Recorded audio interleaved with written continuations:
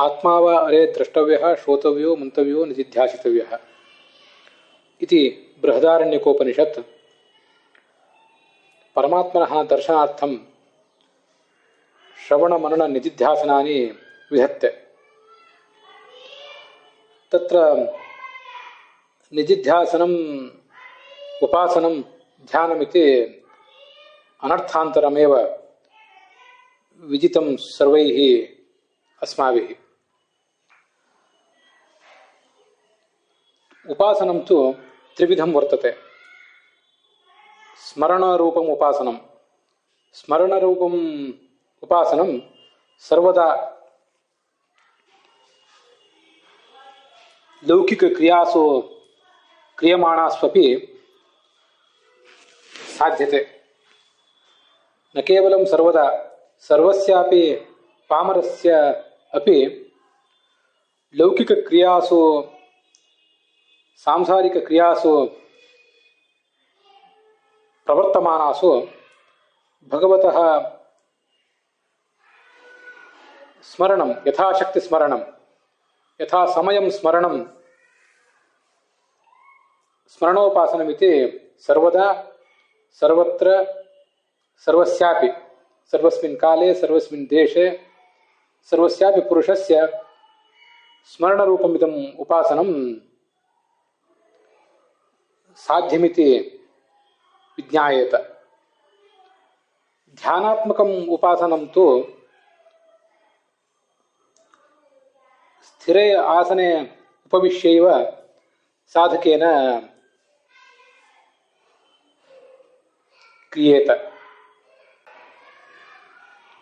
सेयम् उपासना शास्त्राभ्यासस्वरूपिणी ध्यानरूपा इति प्रकारान्तरमपि भजते। एवं च स्मरणोपासनं प्राथमिकम्। शास्त्र परामर्शः अर्थात् शास्त्रावलोकनं शास्त्रश्रवणं वा शास्त्रप्रवचनं वा द्वितीयम् उपासनं। ध्यानरूपम् उपासनं यत् स्थिरे आसने साध्येत तदेव तृतीयम् उपासनं। सर्वमपि त्रिविधम् इदम् उपासनं सर्वस्यापि साधकस्य यथाशक्ति योग्यतामनुसृत्य शास्त्रेण विधीयते।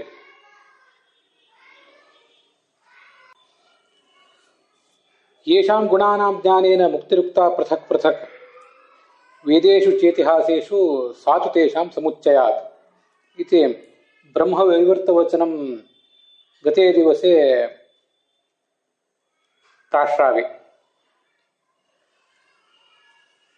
सर्वेपि भगवतः गुणाः विविधेषु शास्त्रेषु तत्र तत्र विक्षिप्ततया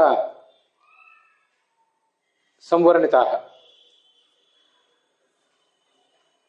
तेषु गुणेषु मध्ये यथाशक्ति गुणानां ज्ञानं सम्पाद्य तानेव गुणान् ध्यानरूपायां क्रियायां द्रष्टुं प्रयतेत अयं साधकः। गुणैः सर्वैरुपास्योऽसौ ब्रह्मणा परमेश्वरः अन्यैः यथाक्रमं चैव मानुषैः कैश्चिदेवतो। चतुर्मुखेन ब्रह्मणा सर्वैः गुणैः अयं भगवान् उपास्यः। सर्वगुणपूर्वकत्वेन भगवन्तम् उपास्ते स्वयंभूः चतुराननः। अन्यैः यथाक्रमं चैव अन्यैः भारती सरस्वती रुद्रादिभिः पामरान्तैश्च अस्मत्सदृशैः यथाक्रमम्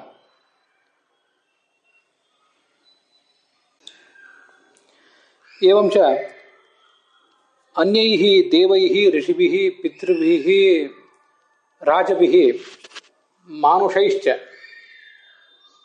क्रमशः मानुषोत्तरं भगवान् अल्पैरेव गुणैः ಉಪಾಸ್ಯೇತ. ಕ್ರಮಶಃ ದೇವೋತ್ತರಂ ಚ ಅಧಿಕೈಃ ಗುಣೈಃ ಉಪಾಸ್ಯೇತ ಇತಿ ಶಾಸ್ತ್ರಸ್ಯ ಸಂದೇಶಃ ವರ್ತತೆ. ಮೂರು ಥರದ ಉಪಾಸನೆಗಳನ್ನು ಹಿಂದೆ ಶಾಸ್ತ್ರ ಹೇಳಿದ್ದನ್ನು ನಾವು ನೋಡಿದ್ದೀವಿ. ಸ್ಮರಣೋಪಾಸನೆ, ಪಾಮರರಾದ ಜನರಿಗೂ ಎಲ್ಲ ದೇಶಗಳಲ್ಲಿಯೂ ಎಲ್ಲ ಕಾಲಗಳಲ್ಲಿಯೂ ನಾವು ಲೌಕಿಕ ಕ್ರಿಯೆಗಳನ್ನು ಮಾಡ್ತಾನೆ ಮಾಡಬಹುದಾದಂಥ ಸ್ಮರಣೋಪಾಸನೆ ಅಂತ ಇದನ್ನೇ ಕರೀತಾರೆ. ಸಾಧ್ಯ ಆದಷ್ಟು ಭಗವಂತನ ನಾಮಗಳನ್ನು ಸ್ಮರಿಸ್ತಾ ಮುಂದುವರಿಯೋದು.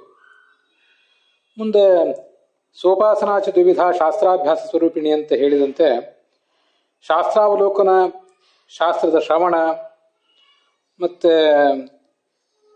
ಶಾಸ್ತ್ರದ ಪ್ರವಚನ ಇದು ರೂಪವಾದಂಥ ಇನ್ನೊಂದು ಉಪಾಸನೆ, ಮತ್ತು ಒಂದು ನಿರ್ದಿಷ್ಟವಾದ ಆಸನದಲ್ಲಿ ಕೂತ್ಕೊಂಡು ಮಾಡುವಂಥ ಉಪಾಸನೆ ಮತ್ತೊಂದು.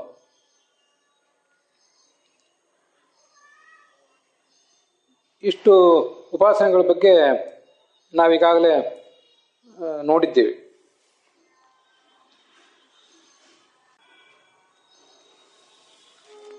ಎಷ್ಟು ಸಾಧ್ಯವೋ ಅಷ್ಟು ಭಗವಂತನನ್ನ ಹೆಚ್ಚು ಗುಣಪೂರ್ವಕವಾಗಿ ಉಪಾಸಿಸಬೇಕು ಅಂತ ಕೂಡ ಶಾಸ್ತ್ರ ಹೇಳ್ತದೆ. ಗುಣೈಸ್ಸರ್ವೈರುಪಾಸ್ಯೋಸೌ ಬ್ರಹ್ಮಣ ಪರಮೇಶ್ವರ. ಚತುರ್ಮುಖ ಬ್ರಹ್ಮ ಸಕಲ ಗುಣಗಳ ಪರಿಪೂರ್ಣನಾದವನು ಭಗವಂತ ಅಂತ ಉಪಾಸಿಸಿ ಮುಕ್ತನಾಗ್ತಾನೆ. ಅನ್ಯೇರ್ ಯಥಾಕ್ರಮಂ ಚೈವ ಮಾನುಷೈಃ ಕೈಶ್ಚಿದೇವತ. ಚತುರ್ಮುಖ ಬ್ರಹ್ಮನಿಂದ ತಾರತಮ್ಯ ಕಕ್ಷೆಯಲ್ಲಿ ಕೆಳಗೆ ಬಂದಂತೆ ಕಡಿಮೆ ಗುಣಪೂರ್ವಕವಾಗಿ ಭಗವಂತನನ್ನ ಸಾಧಕರು ಉಪಾಸಿಸ್ತಾರೆ. ಉಪಾಸನೆ ಬಗ್ಗೆ ಹೀಗೆ ಬಂದದ್ದನ್ನೆಲ್ಲ ನಾವಲ್ಲಿ ಕಾಣಬೇಕು. ಯಾವ್ಯಾವ ಗುಣಗಳನ್ನು ನಾವು ಶಾಸ್ತ್ರದಲ್ಲಿ ಭಗವಂತನಲ್ಲಿ ನೋಡಿದ್ದೇವೋ ಆ ಎಲ್ಲ ಗುಣಗಳನ್ನು ಕೂಡ ಭಗವಂತನಲ್ಲಿ ಸ್ಮರಿಸುವಂಥ ಒಂದು ಪ್ರಯತ್ನ ಮಾಡಬೇಕು ಅಂತ ಅದರ ಅರ್ಥ.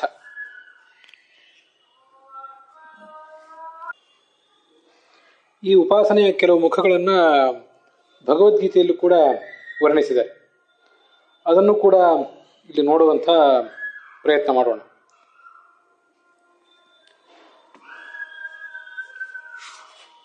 ದೈವಮೇವಾಪರೇ ಯಜ್ಞಂ ಯೋಗಿನಃ ಪರ್ಯುಪಾಸತೆ ಬ್ರಹ್ಮಾಜ್ಞಾವಪರೇ ಯಜ್ಞಂ ಯಜ್ಞೇನೈವೋಪಜುಹ್ವತಿ ಅಂತ ಗೀತೆಯ 4ನೇ ಅಧ್ಯಾಯದ 25ನೇಯ ಶ್ಲೋಕ. ಭಗವಂತನನ್ನ ಏನು ಉಪಾಸನೆ ಮಾಡ್ತಾರೆ ಸಾಧಕರು, ಅದೇ ಒಂದು ಯಜ್ಞ ಎಂಬ ರೀತಿಯಲ್ಲಿ ಅದನ್ನು ಮಾಡ್ತಾರೆ ಅಂತ ಅರ್ಥ. ಹಾಗಾಗಿ ನಾವು ಮಾಡುವಂಥ ಉಪಾಸನೆ ಅನ್ನೋದು ಏನಿದೆ ಅದೊಂದು ಯಜ್ಞವೂ ಕೂಡ ಹೌದು. ಆ ಯಜ್ಞಗಳ ಬಗ್ಗೆನೇ ಇಲ್ಲೆಲ್ಲ ಸಾಕಷ್ಟು ವರ್ಣನೆ ಮಾಡಿದ್ದಾರೆ. ಹಾಗೆ ಯಜ್ಞಗಳ ಬಗ್ಗೆ ವರ್ಣನೆ ಮಾಡುವಾಗ ನಾವು ಏನು ಸಾಧನೆಗಳನ್ನು ಮಾಡಬೇಕಾಗಿದೆ, ಯಾವ ದೋಷಗಳನ್ನು ಪರಿಹಾರ ಮಾಡ್ಕೋಬೇಕಾಗಿದೆ, ಯಾವ ಗುಣಗಳನ್ನು ನಾವು ನಮ್ಮಲ್ಲಿ ತಂದುಕೋಬೇಕಾಗಿದೆ, ಅದಕ್ಕಾಗಿ ಮಾಡುವಂಥ ಪ್ರಯತ್ನ ಒಂದು ಉಪಾಸನ, ಅದು ಕೂಡ ಯಜ್ಞ ಅಂತ ಕರೆಸ್ಕೋತದೆ. ಅದನ್ನ ಇಲ್ಲೆಲ್ಲ ಹೇಳಿದ್ದಾರೆ.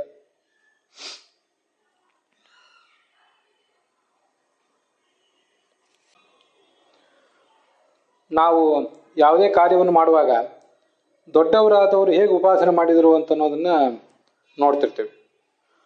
ಒಂದು ಶ್ಲೋಕವನ್ನು ಆಚಾರ್ಯರು ಗೀತಾ ಭಾಷ್ಯದಲ್ಲಿ ಹೇಳ್ತಾರೆ. ವಿಷ್ಣುಂ ರುದ್ರೇಣ ಪಶುನಾ ಬ್ರಹ್ಮ ಜ್ಯೇಷ್ಠೇನ ಸೂನುನಾ ಅಯಜನ್ ಮಾನಸೇ ಯಜ್ಞೆ ಪಿತರಂ ಪ್ರಪಿತಾಮಹ ಅಂತ. ಈ ಚತುರ್ಮುಖ ಬ್ರಹ್ಮ ಎಲ್ಲ ಗುಣಗಳು ಪೂರ್ವಕವಾಗಿ ಭಗವಂತನನ್ನು ಉಪಾಸಿಸ್ತಾನೆ ಅಂತ ಈ ಹಿಂದೆ ಬಂತು, ನಾವು ಅದನ್ನು ನೋಡಿದ್ದೇವೆ. ಅವನು ಮಾಡುವಂಥ ಕೆಲವು ಆರಾಧನೆಗಳು ಹೀಗಿರ್ತಾವಂತೆ. ಅವನು ಏನು ಮಾಡಿದ? ಒಂದು ಮಾನಸ ಯಜ್ಞ ಮಾಡಿದ. ಮಾನಸ ಯಜ್ಞ ಅಂದ್ರೆ ಮಾನಸ ಉಪಾಸನೆ, ಬೇರೆ ಏನಲ್ಲ. ಆ ಯಜ್ಞದಲ್ಲಿ ತಂದೆಯಾದಂತಹ ವಿಷ್ಣುವನ್ನ ಆರಾಧಿಸಿದ. ಯಜ್ಞ ಅಂದ ಮೇಲೆ ಅಲ್ಲೊಂದು ಯಜ್ಞ ಕುಂಡ ಬೇಕು, ಮತ್ತೆ ಪಶು ಬೇಕು, ಯಜಮಾನ ಬೇಕು, ಇದೆಲ್ಲ ಬೇಕು, ನಮ್ಗೆ ಗೊತ್ತಿದೆ. ಈ ಯಜ್ಞದಲ್ಲಿ ಮಾನಸ ಪೂಜಾ ರೂಪವಾದಂಥ ಒಂದು ಯಜ್ಞವನ್ನು ಏನು ಮಾಡಿದ್ದ, ಮಾನಸ ಯಜ್ಞ ಮಾಡಿದ್ನಲ್ಲ, ಮಾನಸೀಯ ಯಜ್ಞ ಅಂತಲೇ ಹೇಳ್ತದೆ ಆ ಶ್ಲೋಕ. ಆ ಮಾನಸ ಯಜ್ಞದಲ್ಲಿ ಚತುರ್ಮುಖನ ಮಗನಾದಂಥ ರುದ್ರನೇ ಪಶು.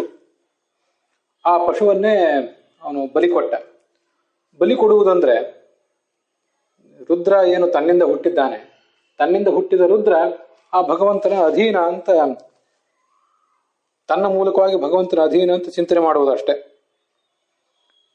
ಹೊರತು ಅಲ್ಲೇನವನು ಮಾನಸ ಯಜ್ಞ ಆದ್ರಿಂದ ರುದ್ರನ ತಲೆ ಕಡಿದು ಅಲ್ಲೇನವನು ಬಲಿ ಕೊಡಬೇಕಾದ ಅವಶ್ಯಕತೆ ಇಲ್ಲ.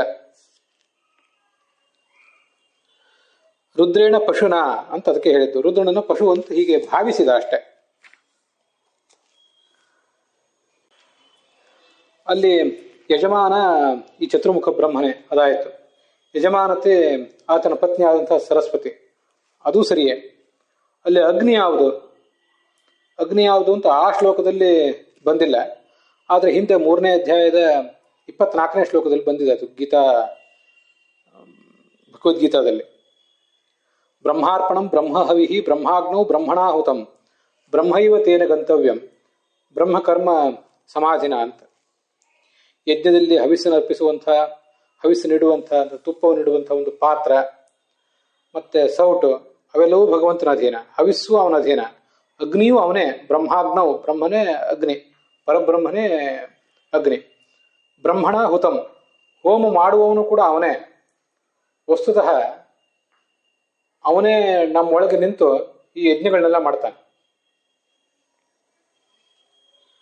ಗೃಹಸ್ಥಾಂತರ್ಗತೋ ವಿಷ್ಣು ಯಜ್ಞೇ ದೇವಾಶ್ರಯೋ ಭವೇತ್. ಬೃಹದಾರಣ್ಯಕ ಉಪನಿಷತ್ನಲ್ಲಿ ಇದನ್ನು ವರ್ಣನೆ ಮಾಡ್ತಾರೆ. ಗೃಹಸ್ಥನಲ್ಲಿ ಅಂತರ್ಗತನಾದ ವಿಷ್ಣು ಗೃಹಸ್ಥನ ಒಳಗಿದ್ದು ಯಜ್ಞಗಳನ್ನು ಮಾಡಿ ಆ ಮೂಲಕ ದೇವತೆಗಳನ್ನೆಲ್ಲ ಪೊರೆಯುತ್ತಾನಂತೆ, ರಕ್ಷಿಸ್ತಾನೆ. ಆದ್ರಿಂದ ಬ್ರಹ್ಮನೇ ಅಗ್ನಿ, ಅವನೇ ಹೋಮ ಮಾಡಿದವನು ಕೂಡ. ಬ್ರಹ್ಮೈವ ತೇನ ಗಂತವ್ಯಂ, ಹೀಗೆ ಉಪಾಸನೆ ಯಾರು ಮಾಡ್ತಾರೆ ಅವರು ಪರಬ್ರಹ್ಮನನ್ನೇ ಪಡಿತಾರೆ ಅಂತ ಅದರ ತಾತ್ಪರ್ಯ. ಹೀಗೆ ಪರಮಾತ್ಮನನ್ನೇ ಅಗ್ನಿ ಅಂತ ಭಾವಿಸಿ ಆ ಪರಮಾತ್ಮನ ಮುಖದಲ್ಲೇ ಈ ರುದ್ರನನ್ನ ಆಹುತಿ ರೂಪವಾಗಿ ನಿವೇದಿಸಿ, ಪರಮಾತ್ಮನಿಂದಲೇ ರುದ್ರನು ಕೂಡ ಸೃಷ್ಟನಾದವನು ಅಂತ ಹೀಗೆ ಭಾವಿಸಿ ಅಂತ ಅದಕ್ಕರ್ಥ. ಚತುರ್ಮುಖ ಬ್ರಹ್ಮ ಒಂದು ಮಾನಸ ಯಜ್ಞ ಮಾಡಿದ. ಇಂಥ ಮಾನಸ ಯಜ್ಞಗಳನ್ನ, ಅರ್ಥಾತ್ ಮಾನಸ ಉಪಾಸನೆಗಳನ್ನ ನಾವು ಕೂಡ ಮಾಡಬಹುದು. ಇದಕ್ಕೊಂದು ತುಂಬಾ ಸುಂದರವಾದಂತಹ ಉದಾಹರಣೆ ಶಾಸ್ತ್ರದಲ್ಲಿ ಬಂದಿದೆ. ಸದಾಚಾರ ಸ್ಮೃತಿಯಲ್ಲಿ ಇಷ್ಟಂ ದತ್ತಂ ಹುತಂ ಜಪ್ತಂ ಪೂರ್ತಂ ಯಚ್ಚಾತ್ಮನಃ ಪ್ರಿಯಂ ಪ್ರಾಣಾನ್ ಸುತಾನ್ ಪ್ರಿಯಾನ್ ದಾರಾನ್ ಪರಸ್ಮೈ ಸನ್ನಿವೇದಯೇತ್ ಅಂತ ಆ ಶ್ಲೋಕ. ನಾವು ಎಲ್ಲವನ್ನೂ ಭಗವಂತನಿಗೆ ಅರ್ಪಿಸಬೇಕಂತೆ. ನಾವು ಮಾಡಿದ ಕ್ರಿಯೆಗಳನ್ನೆಲ್ಲವನ್ನು, ಯಜ್ಞ ಮಾಡಿದ್ದು, ಹೋಮ ಮಾಡಿದ್ದು, ಜಪ ಮಾಡಿದ್ದು, ದಾನ ಮಾಡಿದ್ದು ಎಲ್ಲವೂ ಭಗವಂತನಿಗೆ ಅರ್ಪಿಸಬೇಕು.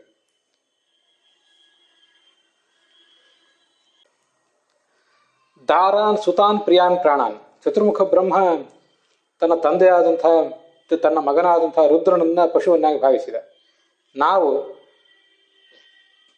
ನಮ್ಮನ್ನೇ ಪಶುವನ್ನಾಗಿ ಆ ಭಗವಂತನಲ್ಲಿ ನಿವೇದಿಸ್ಕೋಬೇಕು. ನಿನ್ನಿಂದಲೇ ಈ ಶರೀರ ಬಂದದ್ದು, ನನ್ನ ವ್ಯಕ್ತಿತ್ವವು ನಿನ್ನ ಅಧೀನ ಅಂತ. ಮತ್ತೆ ತನ್ನ ಪತ್ನಿ ಅಥವಾ ತನ್ನ ಪತಿ ಮತ್ತೆ ಮಕ್ಕಳು ಮತ್ತು ನಮಗೆ ಪ್ರಿಯವಾದದ್ದು ಇನ್ನೇನೇನಿದೆ ಅದೆಲ್ಲವನ್ನೂ ಕೂಡ ಭಗವಂತನಿಗೆ ಹೀಗೆ ಪರಸ್ಮೈ ಸನ್ನಿವೇದಯೇತ್ ಅರ್ಪಿಸಬೇಕು ಅಂತಿದೆ. ಈ ಥರ ಅರ್ಪಿಸುವುದೇ ಒಂದು ಯಜ್ಞ. ಚತುರ್ಮುಖ ಬ್ರಹ್ಮ ತನ್ನ ಮಗನನ್ನ ಪಶು ಅಂತ ಭಾವಿಸಿದ.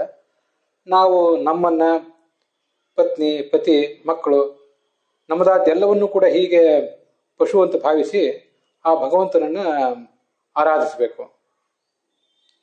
ಇದು ನಾವು ಭಗವಂತನ ಎದುರಿಗೆ ಕೂತ್ಕೊಂಡು ಮಾಡ್ತಾ ಇರುವಂಥ ಯಜ್ಞ ಅಂತ ತಿಳ್ಕೊಳ್ಬೇಕು. ನಾವು ಭಗವಂತನಿಗೆ ನೈವೇದ್ಯ ಅರ್ಪಿಸುವಾಗ ಇದು ನೀನೇ ಕೊಟ್ಟದ್ದು, ನಿನ್ನ ಅನುಗ್ರಹದಿಂದ ಇದು ಸಂಪಾದಿತವಾದ್ದು, ನಿನಗೆ ನಿವೇದಿಸಿ ಆಮೇಲೆ ನಾನು ತಿಂತಿದ್ದೇನೆ ಅಂತ ತಿಳ್ಕೊತೇವೆ. ಆದರೆ ನಾವು ಒಂದು ಮಾನಸ ಉಪಾಸನೆಯನ್ನು ಮಾಡಿ, ಮಾನಸ ಯಜ್ಞ ಮಾಡಿ, ಆ ಸಂದರ್ಭದಲ್ಲಿ ನಮ್ಮ ಮನಸ್ಸು ಸ್ಥಿರವಾಗಿರುವುದರಿಂದ ಆ ಮನಸ್ಸಿನ ಪರದೆಯ ಮೇಲೆ ನಮ್ಮನ್ನ, ಪತ್ನಿಯನ್ನ, ಮಕ್ಕಳನ್ನ, ಪತಿಯನ್ನ ಇದೆಲ್ಲವನ್ನು ಕೂಡ ಆ ಭಗವಂತನ ಪಾದತಲದಲ್ಲಿ ನಾವು ಇಡಬೇಕು. ಹಾಗೆ ಇಟ್ಟಾಗ ಅದೊಂದು ಮಾನಸ ಪೂಜೆ ಆಗ್ತದೆ. ಇದೆಲ್ಲ ಕೇವಲ ಸ್ಮರಣದಲ್ಲಿ ಅಥವಾ ಒಂದು ಶ್ರವಣ ಪ್ರವಚನದಲ್ಲಿ ಇದಾಗೋದಿಲ್ಲ. ನಿಜವಾಗಿಯೂ ಸಖ್ಯಂ ಆತ್ಮನಿವೇದನಂ ಅಂತ ಏನು ಹೇಳ್ತಾರಲ್ಲ, ಆತ್ಮನಿವೇದನ ಅಂತ ಒಂದು ದೊಡ್ಡ ಭಕ್ತಿ ಅಂತ. ಆ ಆತ್ಮನಿವೇದನ ಸಾಧ್ಯ ಆಗುವುದು ಈ ಥರ ಒಂದು ಸ್ಥಿರವಾದ ಆಸನದಲ್ಲಿ ಕೂತ್ಕೊಂಡು ಮಾಡಿದಾಗ. ಸ್ಮರಣೋಪಾಸನೆ ಮತ್ತು ಶಾಸ್ತ್ರಾಭ್ಯಾಸ ರೂಪವಾದ ಉಪಾಸನೆ ಅವೆರಡನ್ನು ಹಿಂದೆ ನೋಡಿ ಆಯಿತು. ಈಗಿಲ್ಲಿ ವಿಷ್ಣು ತೀರ್ಥರು ಹೇಳ್ತಿರೋದು ಧ್ಯಾನ ರೂಪ ಉಪಾಸನೆ. ಆದ್ದರಿಂದ ಆ ಧ್ಯಾನ ರೂಪ ಉಪಾಸನೆಯನ್ನು ಮಾಡುವಾಗ ಹೀಗೆ ಏನೇನು ಸಾಧ್ಯ ಆಗ್ತದೋ ಅದನ್ನೆಲ್ಲವನ್ನು ಕೂಡ ಬೇರೆ ಬೇರೆ ಕಡೆ ಬಂದದ್ದನ್ನ ನಮ್ಮ ಅನುಸಂಧಾನದಲ್ಲಿ ತಂದುಕೊಂಡು ಭಗವಂತನ ಎದುರಿಗೆ ಅದನ್ನೆಲ್ಲ ನಾವು ಅರ್ಪಿಸಬೇಕು. ಹಾಗೆ ಮಾಡಿದಾಗ ನಮ್ಮ ಮನಸ್ಸು ಹೆಚ್ಚು ಪಕ್ವ ಆಗ್ತದೆ, ಮತ್ತು ನಮ್ಮ ಅಂತಃಕರಣವು ಕೂಡ ಶುದ್ಧ ಆಗ್ತದೆ. ಅದಕ್ಕಾಗಿ ಏನು ಮಾಡಬಹುದು ಅಂತ ಅನ್ನೋದನ್ನೆಲ್ಲ ಇಲ್ಲಿ ಹೇಳಿ ತೋರಿಸುವಂಥ ಒಂದು ಪ್ರಯತ್ನ ಮಾಡ್ತಿದ್ದೇನೆ. ಇಲ್ಲೊಂದು ತುಂಬ ಸುಂದರವಾದಂಥ ಶ್ಲೋಕ, 26ನೇ ಶ್ಲೋಕ. ಶ್ರೋತ್ರಾದೀನ್ ಇಂದ್ರಿಯಾಣ್ಯನ್ಯೇ ಸಂಯಮಾಗ್ನಿಷು ಜುಹ್ವತಿ, ಶಬ್ದಾದೀನ್ ವಿಷಯಾನನ್ಯೇ ಇಂದ್ರಿಯಾಗ್ನಿಷು ಜುಹ್ವತಿ ಅಂತ. ಜ್ಞಾನಿಗಳಾದವರು ಕೆಲವರು ಹೇಗೆ ಮಾಡ್ತಾರೆ ಅಂತ ನಮ್ಗೆ ಗೊತ್ತಿದ್ರೆ ನಾವು ಕೂಡ ಅದನ್ನು ಮಾಡ್ಬೋದಲ್ಲ. ಅದಕ್ಕಾಗಿ ನಾವು ಇದನ್ನೆಲ್ಲ ನೋಡ್ತಾ ಇರೋದಲ್ಲ. ಕೆಲವರು ಜ್ಞಾನಿಗಳು ನಮ್ಮ 5 ಕರ್ಮೇಂದ್ರಿಯ, 5 ಜ್ಞಾನೇಂದ್ರಿಯ ಇವೆಲ್ಲವೂ ಕೂಡ ಭಗವಂತನ ಅಧೀನ ಅಂತ ಚಿಂತನೆ ಮಾಡ್ತಾರೆ. ತಾವು ಎಲ್ಲವನ್ನೂ ಅನುಭವಿಸ್ತಾ ಇದ್ದೀವಿ, ತಾವೆಲ್ಲವನ್ನೂ ನೋಡ್ತಾ ಇದ್ದೇವೆ, ಇಲ್ಲ ಅಂತಲ್ಲ. ಕಿವಿಯಿಂದ ಕೇಳ್ತಾ ಇದ್ದೇವೆ, ಕಣ್ಣಿಂದ ನೋಡ್ತಾ ಇದ್ದೇವೆ, ಮೂಗಿನಿಂದ ಮೂಸ್ತಾ ಇದ್ದೇವೆ, ರಸವನ್ನು ಅನುಭವಿಸ್ತಾ ಇದ್ದೇವೆ, ಮತ್ತೆ ಚರ್ಮದಿಂದ ಮುಟ್ತಾ ಇದ್ದೇವೆ. ಇದೆಲ್ಲವೂ ಸರಿ. ಆದರೆ ಈ ಎಲ್ಲ ಇಂದ್ರಿಯಗಳು ಭಗವಂತನ ಅಧೀನ ಆಗಿವೆ. ಇಂದ್ರಿಯಗಳ ವಿಷಯನೂ ಕೂಡ ಭಗವಂತನ ಅಧೀನ ಆಗಿದೆ. ಆ ಇಂದ್ರಿಯಗಳು ಯಾವುದನ್ನು ನಮಗೆ ತೋರಿಸಬೇಕು ಆ ವಿಷಯಗಳು ಕೂಡ ಭಗವಂತನ ಅಧೀನ ಆಗಿದೆ. ಮತ್ತೆ ನಾವು ಅಭಿಮಾನವನ್ನು ಬಿಟ್ಟು ಸಂಯಮವನ್ನು ತಂದುಕೊಂಡು ಹಾಗೆ ಭಗವಂತನನ್ನು ಆರಾಧನೆ ಮಾಡಬೇಕು. ಇದು ಒಂದು ಯಜ್ಞ ಅಂತ. ಅಲ್ಲಿ ಯಜ್ಞ ಅಂದರೆ ಮತ್ತೊಂದು ಅಗ್ನಿ ಇರಬೇಕು, ಮತ್ತೆ ಇಂದ್ರಿಯಗಳಿರಬೇಕು. ಇಂದ್ರಿಯಗಳು ಮತ್ತೆ ವಿಷಯ ಯಜ್ಞ ಅಂದಮೇಲೆ ಅಗ್ನಿ ಇರಬೇಕು, ಮತ್ತೆ ಅದಕ್ಕೆ ಸಂಬಂಧಪಟ್ಟಂತೆ ಒಂದು ಪದಾರ್ಥ ಇರಬೇಕು. ಅಗ್ನಿಯಲ್ಲಿ ಹಾಕಬೇಕಾದಂಥ ಪದಾರ್ಥ ಇರಬೇಕು. ಇಲ್ಲಿ ಅಗ್ನಿಯಲ್ಲಿ ಹಾಕಬೇಕಾದ ಪದಾರ್ಥ ಯಾವುದು ಮತ್ತು ಅಗ್ನಿ ಯಾವುದು ಅಂದರೆ, ಇಂದ್ರಿಯಗಳ ಸಂಯಮ ಅನ್ನುವುದು ಏನಿದೆಯಲ್ಲ, ಸಂಯಮ ಅನ್ನುವುದೇ ಒಂದು ಅಗ್ನಿ. ಸಂಯಮಾಗ್ನಿಷು, ಇದು ನೋಡಿ ತುಂಬ ಸುಂದರವಾದಂಥ ಒಂದು ಉಪಾಸನೆ ಇದು. ಯಾಕೆಂದರೆ ದಕ್ಷಿಣಾಗ್ನಿ, ಗಾರ್ಹಪತ್ಯ, ಆಹವನೀಯ ಅಂತ 3 ಅಗ್ನಿಗಳ ಬಗ್ಗೆ ಕೇಳ್ತೇವೆ. ಆವಸತ್ಯ, ಸಭ್ಯ ಅಂತ 5 ಅಗ್ನಿಗಳ ಬಗ್ಗೆನೂ ಕೂಡ ಕೇಳ್ತೇವೆ. ಅವನ್ನೆಲ್ಲ ಬೇರೆ ಬೇರೆ ಉದ್ದೇಶಕ್ಕಾಗಿ ಉಪಯೋಗ ಮಾಡ್ತಾರೆ. ವಿದ್ಯಾರ್ಥಿಗಳಿಗೆ, ಗುರುಕುಲದಲ್ಲಿ ಅಭ್ಯಾಸ ಮಾಡುವ ವಿದ್ಯಾರ್ಥಿಗಳ ಭೋಜನಕ್ಕಾಗಿ ಮತ್ತು ಪ್ರಾಯಶ್ಚಿತ್ತಕ್ಕಾಗಿ ಮುಖ್ಯವಾದ ಅಗ್ನಿ ಗಾರ್ಹಪತ್ಯ ಅಂದರೆ ಗೃಹಸ್ಥನಾದವನು ತಾನು ನಿತ್ಯ ಸಂರಕ್ಷಿಸಿಕೊಂಡು ಬಂದಿರುವಂತಹ ಅಗ್ನಿ ಅಂತ ಹೀಗೆಲ್ಲ ಹೇಳ್ತಾರೆ. ಅಂತ 3 ಅಗ್ನಿಗಳು, 5 ಅಗ್ನಿಗಳ ಬಗ್ಗೆ ಕೇಳ್ತೇವೆ.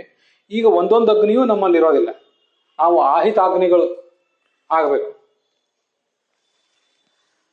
ಆಹಿತಾಗ್ನಿ ಅಂದರೆ ಅಗ್ನಿಯನ್ನು ಯಾವತ್ತೂ ಕೂಡ ಹೊತ್ಕೊಂಡು ಓಡಾಡಬೇಕಂತ. ಬ್ರಾಹ್ಮಣ ಎಲ್ಲಿ ಹೋದರೂ ಕೂಡ ಅಗ್ನಿ ಆತನ ಜೊತೆಗೆ ಇರಬೇಕು. ಒಂದು ಕುಂಡದಲ್ಲಿ ಅಗ್ನಿಯನ್ನು ತೊಗೊಂಡು ಹೋಗ್ತಾರೆ ಅಂತ ಹೀಗೆಲ್ಲ ವರ್ಣನೆ ಮಾಡ್ತಾರೆ. ಅಥವಾ ಮನೆಯಲ್ಲಿರುವ ಅಗ್ನಿಯನ್ನು ಅವನು ಒಂದು ಸಮಿತಿನಲ್ಲಿ ಆವಾಹನೆ ಮಾಡಿಕೊಂಡು ಅದನ್ನು ತಾನು ಎಲ್ಲಿ ಹೋದ್ರೆ ತೊಗೊಂಡು ಹೋಗ್ತಾನೆ. ಅಥವಾ ಆ ಅಗ್ನಿಯನ್ನು ಹೃದಯದಲ್ಲಿ ಆರೋಪಣ ಮಾಡಿಕೊಂಡು ಮಾರನೇ ದಿವಸ ಎಲ್ಲಿ ಹೋಗ್ತಾನೋ ಅಲ್ಲಿ ಅಗ್ನಿಹೋತ್ರ ಉಪಾಸನೆ ಮಾಡುವಾಗ ಹೃದಯಾಂತರ್ಗತನಾದ ಅಗ್ನಿಯನ್ನ ಯಜ್ಞ ಕುಂಡದಲ್ಲಿರುವ ಅಗ್ನಿಯಲ್ಲಿ, ಒಲೆಯಲ್ಲಿರುವ ಅಗ್ನಿಯಲ್ಲಿ ಆವಾಹಿಸ್ತಾನೆ. ಮುಂದೆ ಉಪಾಸನೆ ಇತ್ಯಾದಿಗಳನ್ನು ಮಾಡ್ತಾನೆ. ಅಗ್ನಿಯನ್ನು ಬಿಡುವಂತಿಲ್ಲ ನಾವ್ಯಾರು ಕೂಡ ಅಂತ ನಮಗೆ ಶಾಸನ ಇದೆ, ಶಾಸ್ತ್ರದ ಶಾಸನ ಇದೆ. ಇಲ್ಲದ್ರೆ ಗಾಲಿಸ್ತವೇ ಹೊರಟು ಹೋಗ್ತದೆ. ಬ್ರಹ್ಮಚಾರಿಗಳಿಗೆ ಮತ್ತು ಗೃಹಸ್ಥರಿಗೆ ಅಗ್ನಿ ಇದೆ, ವಾನಪ್ರಸ್ಥರಿಗೂ ಇದೆ, ಸನ್ಯಾಸಿಗಳಿಗೆ ಅಗ್ನಿ ಇಲ್ಲ, ನಮಗದು ಗೊತ್ತಿದೆ. ಆದರೆ ಈ ಒಂದು ಸಂಯಮ ಅನ್ನುವುದೇ ಒಂದು ಅಗ್ನಿ. ಚಕ್ಷುರೇಂದ್ರಿಯಕ್ಕೆ ಸಂಬಂಧಪಟ್ಟ ಸಂಯಮ, ಹಾಗೆ 5 ಜ್ಞಾನೇಂದ್ರಿಯಗಳಿಗೆ ಸಂಬಂಧಪಟ್ಟ 5 ಸಂಯಮಗಳು, 5 ಕರ್ಮೇಂದ್ರಿಯಕ್ಕೆ ಸಂಬಂಧಪಟ್ಟಂತಹ 5 ಸಂಯಮ, ಹೇಳುವುದಾದ್ರೆ ಮನಸ್ಸಿಗೆ ಸಂಬಂಧಪಟ್ಟಂತೆ ಕೂಡ ಒಂದು ಸಂಯಮ. ಒಟ್ಟು 11 ಅಗ್ನಿಗಳಾಗ್ತವೆ ನಮಗೆ, ಅಥವಾ 10 ಅಗ್ನಿಗಳಾಗ್ತವೆ. ಈ ದೃಷ್ಟಿಯಿಂದ ನಾವು ಅಗ್ನಿಹೋತ್ರಿಗಳು ಆಗಬಲ್ಲೆವು. ಆಹಿತಾಗ್ನಿ, ಆಹಿತ ಅಗ್ನಿ ಏನು ಸಹ ಆಹಿತಾಗ್ನಿ. ಅಗ್ನಿಯನ್ನು ಯಾರು ಹೊತ್ಕೊಂಡು ಓಡಾಡ್ತಾರೋ ತಾನು ಹೋದಲ್ಲೆಲ್ಲ ಅವನೇ ಆಹಿತಾಗ್ನಿ. ಆಹಿತಾಗ್ನಿ ಅನ್ನುವುದೇ ಐತಾಳ ಅಂತಾಯ್ತು. ಐತಾಳ ಅಂತ ಒಂದು ಸರ್ನೇಮ್ ಈಗ ಕೇಳಿ ಬರ್ತದೆ ದಕ್ಷಿಣ ಕನ್ನಡದ ಭಾಗಗಳಲ್ಲಿ. ಅದೆಲ್ಲ ಆಹಿತಾಗ್ನಿಯೇ ಐತಾಳ ಆಯಿತು ಅಂತ ಈಗ ಕೇಳ್ತೇವೆ.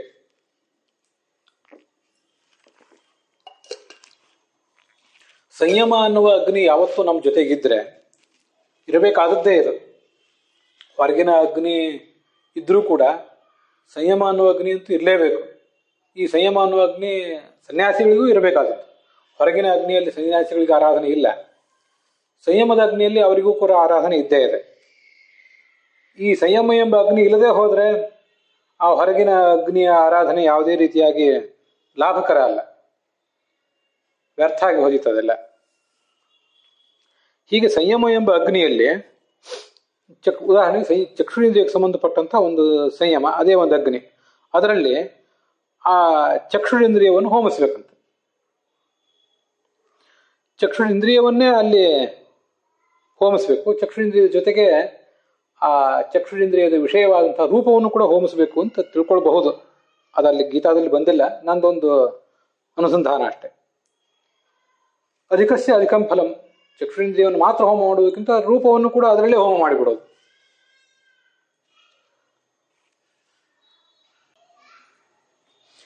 ಸಂಯಮ ಅನ್ನೋದೊಂದು ಅಗ್ನಿ, ಕಂಟ್ರೋಲ್ ಅನ್ನೋದೇ ಒಂದು ಅಗ್ನಿ ಅಂತ ಬಂತು. ಅದರ ಜೊತೆಗೆ ಬ್ರಹ್ಮ ಅನ್ನೋದು ಒಂದು ಅಗ್ನಿ, ಅದು ಹಿಂದಿಂದ ಇದ್ದೇ ಇದೆ. ಪರಮಾತ್ಮನೇ, ಗುಣಪೂರ್ಣವಾದ ಪರಮಾತ್ಮನೇ ಒಂದು ಅಗ್ನಿ. ಅವನೇ ಅಗಮ್ ನಯತಿ. ಯಾವುದೇ ಬೌದ್ಧಿಕವಾಗಿಯೂ ದೈಹಿಕವಾಗಿಯೂ ನಾವು ಯಾವುದೇ ರೀತಿಯಾಗಿ ಸಮರ್ಥರಲ್ಲ. ನಾವು ಅಗರು, ನಿಷ್ಕ್ರಿಯರು. Intellectually and physically we are inactive, basically, fundamentally. ಅಂಥವರು ಅದು ನಮ್ಮನ್ನು ಅವನೇ ಪ್ರೇರಿಸ್ತಾನೆ. ಆದ್ದರಿಂದ ಬ್ರಹ್ಮನೇ ಅಗ್ನಿ. ನಮ್ಮ ಬುದ್ಧಿಯನ್ನು ಪ್ರೇರಿಸುವವನು ಅವನು, ಶರೀರವನ್ನು ಪ್ರೇರಿಸುವವನು ಅವನು, ಇಂದ್ರಿಯಗಳನ್ನು ಪ್ರೇರಿಸುವವನು ಅವನು. ನಮ್ಮ ಒಳಗೆ ನಿಂತು ಆ ಇಂದ್ರಿಯಗಳನ್ನು, ಚಕ್ಷುರೇಂದ್ರಿಯವನ್ನು ಸಂಯಮ ಎಂಬ ಅಗ್ನಿಯಲ್ಲಿ ಹೋಮಿಸುವವನು ಕೂಡ ಅವನೇ ಆಗಿದ್ದಾನೆ. ಇದೊಂದು ಯಜ್ಞ. ಹಾಗೆ ಶ್ರೋತ್ರೇಂದ್ರಿಯಕ್ಕೆ ಸಂಬಂಧಪಟ್ಟಂತೆ, ಘ್ರಾಣೇಂದ್ರಿಯಕ್ಕೆ ಸಂಬಂಧಪಟ್ಟಂತೆ 5 ಮತ್ತು 5 ಕರ್ಮೇಂದ್ರಿಯಗಳಿಗೆ ಸಂಬಂಧಪಟ್ಟಂತೆ ಕೂಡ 5 ಅಗ್ನಿಗಳು, ಒಟ್ಟು 10 ಅಗ್ನಿಗಳು. ಆ 10 ಅಗ್ನಿಗಳು ಭಗವಂತನ 10 ರೂಪಗಳು. ಯಾವ ರೂಪ ಅಂತ ಇಲ್ಲಿ ಬಂದಿಲ್ಲ. ಅಗ್ನಿಗಳು 10 ಆದ್ರಿಂದ ಅವುಗಳಲ್ಲೆಲ್ಲ ಭಗವಂತ ಇದ್ದೇ ಇರ್ತಾನೆ. ಏನಿಲ್ಲದೆ ಹೋದರೂ ಪರಶುರಾಮ ರೂಪದಿಂದ ಅವನು ಇದ್ದೇ ಇರ್ತಾನೆ. ಬೇರೆ ಯಾವ ರೂಪದಿಂದ ಅಲ್ಲದೆ ಹೋದ್ರೂ ಕೂಡ ಪರಶುರಾಮದ ರೂಪದಿಂದ ಇದ್ದೇ ಇರ್ತಾನೆ. ಆದ್ದರಿಂದ ಅವನನ್ನು ಅಲ್ಲಿ ಧ್ಯಾನಿಸಬಹುದು. ಅಗ್ನ್ಯಂತರ್ಗತನಾದವನು ಹರಿಣೀಪತಿಯಾದ ಪರಶುರಾಮ ಅಂತ ನಮ್ಗೆ ಗೊತ್ತಿದೆ. ಅದು ಆಕಸ್ಮಿಕನೂ ಏನಲ್ಲ. ಸಂಹರ್ತ ಸರ್ವದೋಷಾಣಾಂ ಅಗ್ನಿಸ್ಥ ಸರ್ವದಾಹಕಃ ನಿತ್ಯಾನಂದೋಗ್ನಿವರ್ಣಶ್ಚ ರಾಮ ಪರಶುಭೃತ್ಸದ ಅಂತ ಬೃಹದಾರಣ್ಯಕ ಉಪನಿಷತ್ನಲ್ಲಿ ಅವನ ಬಗ್ಗೆ ವರ್ಣನೆ ಮಾಡ್ತಾರೆ. ತಸ್ಯಾಹ ಅಗ್ನಿದೇವ ಮುಖಂ ಅಂತ ಆ ಬೃಹದಾರಣ್ಯಕ ಉಪನಿಷತ್ತಿನ ಮಾತು. ಅಗ್ನಿ ಅಂದರೆ ಅಗ್ನ್ಯಂತರ್ಗತನಾದ ಪರಶುರಾಮನೇ ಗಾಯತ್ರಿಗೆ ಮುಖ. ಆ ಮೊದಲನೇ ತತ್ ಎಂಬ ಶಬ್ದದಿಂದ ಅವನು ವಾಚ್ಯ ಅಂತ ಅದರ ತಾತ್ಪರ್ಯ ಆಗ್ತದೆ. ನಾವು ಈ ಉಪಾಸನೆಯನ್ನೆಲ್ಲ ಮಾಡ್ತಿರುವುದು ಆತ್ಮಶುದ್ಧಿಗಾಗಿ ಮಾಡ್ತಿರೋದು, ಅಂತಃಕರಣ ಶುದ್ಧಿಗಾಗಿಯೇ ನಮ್ಮೆಲ್ಲ ಕ್ರಿಯೆಗಳು. ಇದು ನಮಗೆಲ್ಲರಿಗೂ ಕೂಡ ಗೊತ್ತಿದೆ. ಹಾಗೆ ಮಾಡುವಾಗ ಆ ಪರಶುರಾಮ ಮಾಡುವ ಕೆಲಸಗಳೇನೇನು? ಸಂಹರ್ತ ಸರ್ವದೋಷಾಣ, ಎಲ್ಲ ದೋಷಗಳನ್ನು ಕೂಡ ಪರಿಹರಿಸ್ತಾನ ಅವನು. ಅಗ್ನಿಷ್ಠ ಸರ್ವದಾಹಕ, ಎಲ್ಲವನ್ನು ಕೂಡ ಸುಟ್ಟಾಕ್ತಾನೆ. ಮತ್ತವನು ಧನದ ದೇವತೆಯೂ ಹೌದು.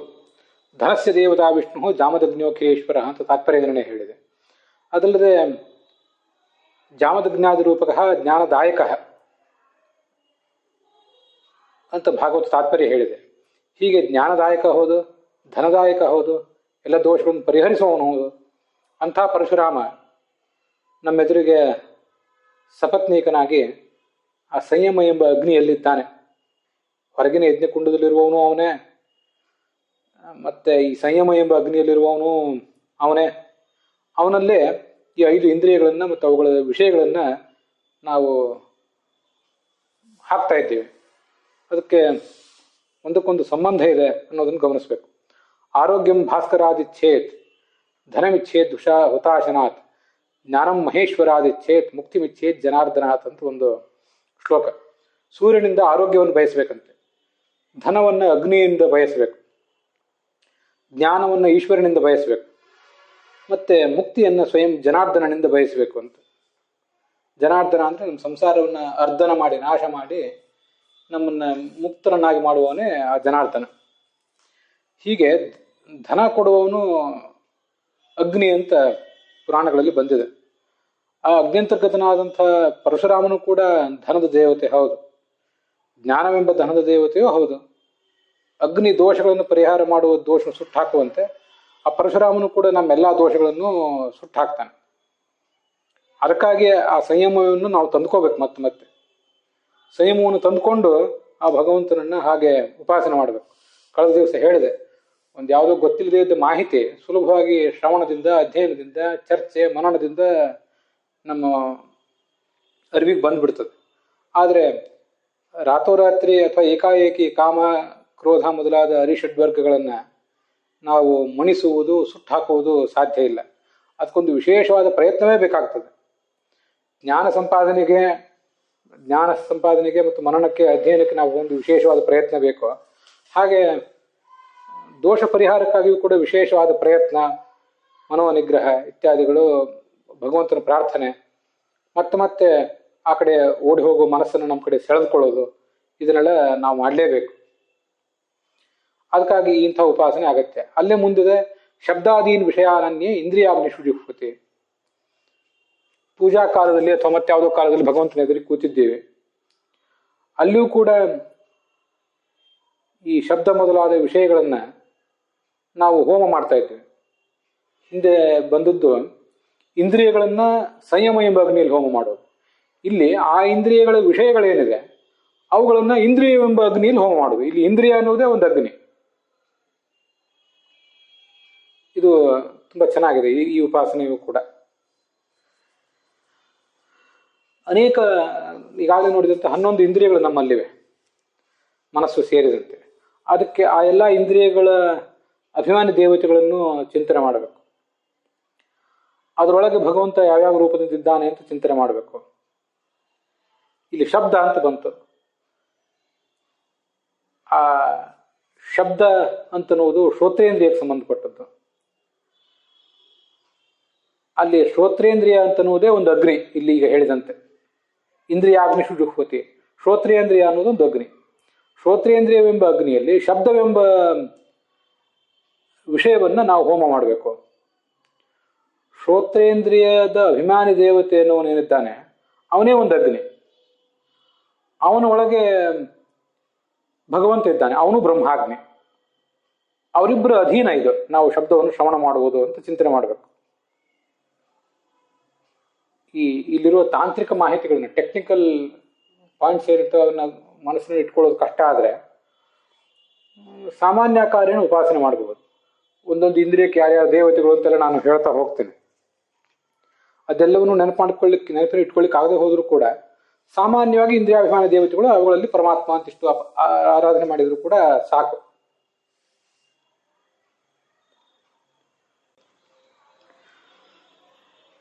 ನಮಗೆ ಕಣ್ಣು ಮತ್ತು ಕಿವಿ ಎರಡಿವೆ.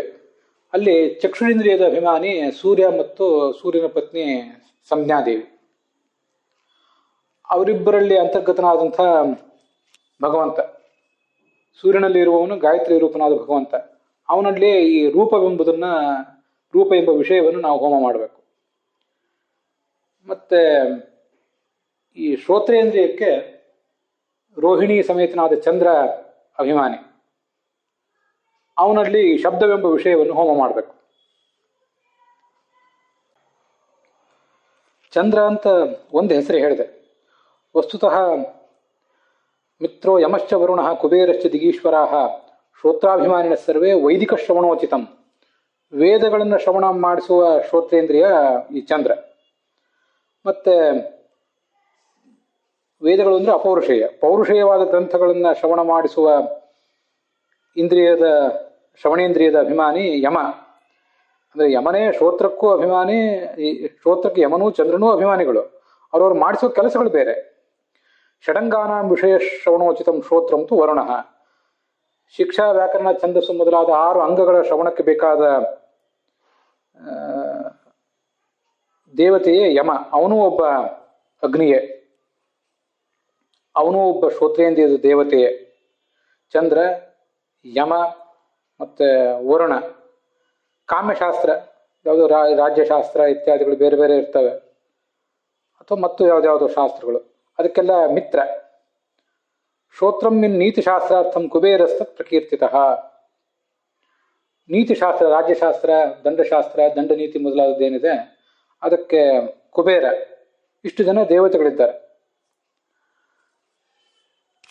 ಇವರೆಲ್ಲರೂ ಕೂಡ ಶ್ರೋತ್ರದ ಅಭಿಮಾನಿಗಳೇ. ಶ್ರೋತ್ರದ ಅಭಿಮಾನಿಗಳಾದಂತಹ ಇವರನ್ನು ಅಗ್ನಿ ಅಂತ ಭಾವಿಸಬೇಕು. ಅಗ್ನಿ ಅಂತ ಭಾವಿಸಿ ಅವರಲ್ಲಿ ಆ ಭಗವಂತನ ರೂಪವನ್ನು ಕಾಣಬೇಕು. ಚಂದ್ರನಲ್ಲಿ ಧನ್ವಂತರಿಯನ್ನ, ಹೀಗೆ ಬೇರೆ ಬೇರೆ ರೂಪಗಳನ್ನು ಕಾಣಬಹುದು.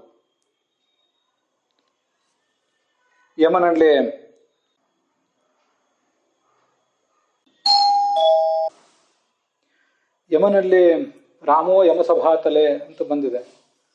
ಆದ್ದರಿಂದ ರಾಮನ ರೂಪದಿಂದ ಯಮನಲ್ಲಿ ಇರ್ತಾನೆ ಅಂತ ಚಿಂತನೆ ಮಾಡಬಹುದು. ಯಮನ ಜೊತೆಗೆ ಮತ್ತೆ ಅದು ಯಾವುದೂ ನೆನಪಿಗೆ ಬರದೆ ಹೋದ್ರೂ ಕೂಡ ಆಯಾ ರೂಪದಿಂದ ಅವನು ಇದ್ದೇ ಇರ್ತಾನೆ.